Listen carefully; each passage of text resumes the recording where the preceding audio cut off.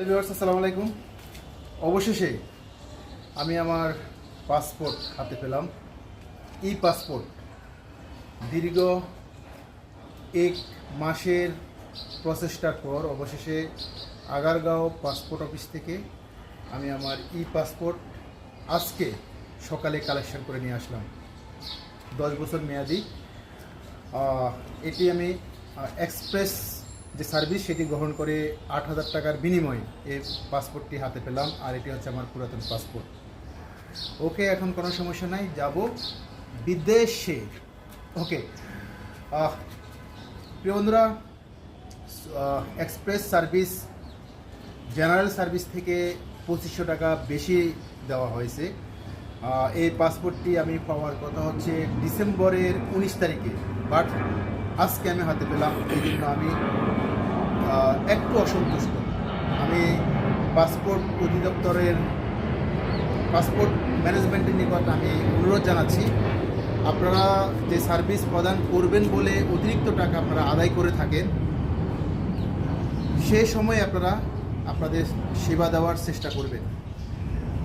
1 দিন 2 দিন 3 দিন লেট হতে পারে, এবং কেন লেট হচ্ছে সেটিও আপনারা জানানোর জন্য দায়বদ্ধ বলে আমি মনে করি।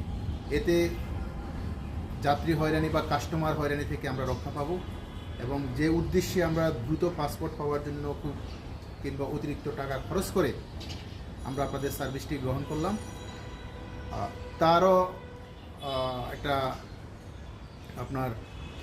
আপনাদের মুখ রক্ষা হবে। সো যেমন কথা তেমন কাজ, সেটি করার জন্য চেষ্টা করবেন। আর নচেত আমি জেনারেল ওয়েতে যে রেগুলার প্রসেসে যদি আমি পাসপোর্ট তৈরি করতাম তাহলে আমার 2,500 টাকা খরচ হতো না। ইনভেস্টিগেশনের জন্য পুলিশ এসেছিল। আমি ধন্যবাদ জানাই সেই পুলিশ ভাইটিকে। উনি কোনো ধরনের উপরে বা সম্মানী আমার কাছ থেকে চাইনি। ইভেন আমি উনাকে 1 কাপ চা খাওয়ার জন্য অনুরোধ করেছিলাম। তিনি বলেছেন যে না, আমি চাও খাবো না। উনি আমার যে ডকুমেন্টস, আমার আব্বার এনআইডি কার্ডের ফটোকপি এবং আমাদের গ্রামের বিদ্যুতের ফটোকপি, সেটি গ্রহণ করে তিনি আমার কাছ থেকে বিদায় নিয়েছেন। এই জন্য আমি অসংখ্য ধন্যবাদ জানাচ্ছি তদন্তকারী পুলিশ অফিসার বা তদন্তকারী পুলিশ কর্মকর্তাকে, তাকে সাধুবাদ জানাই। সেই সাথে আমি আবারও